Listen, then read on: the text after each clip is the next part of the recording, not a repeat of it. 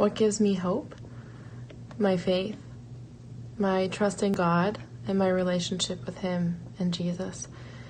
I have struggled with my faith most of my life, and I look back on it and think that it was awful what I expected of God.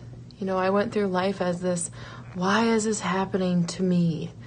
When it came to little things, when out there in the world people are going through so much worse. And I regained hope on a mission trip in college, helping the farmers in Immokalee.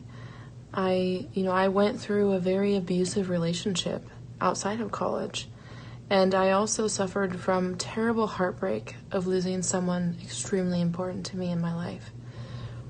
But through it all, there was hope. There was a light at the end of every one of those tunnels.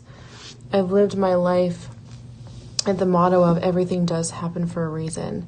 And thank goodness for my parents for keeping that in my head, because everything has been happening for a reason. And God is that reason. And his plan is not to necessarily give us everything that we want. His plan is to guide us, to challenge us, to expect more from us, and to set a higher standard of how we should live our life. And it's hard. It's not easy. And although I've struggled, my faith is getting stronger every day. And I have hope. I started what I call verbal journals. And it sounds so corny, but I used to travel so much for work that I didn't have a lot of time to write anymore. And so I would just talk to God in my car rides. And that continued the hope that I've had in my life. For every negative, for every positive, for every change, for everything that I've questioned.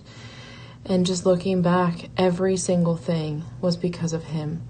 And that alone gives me hope and allows me to feel confident enough to share that with everybody else in my life.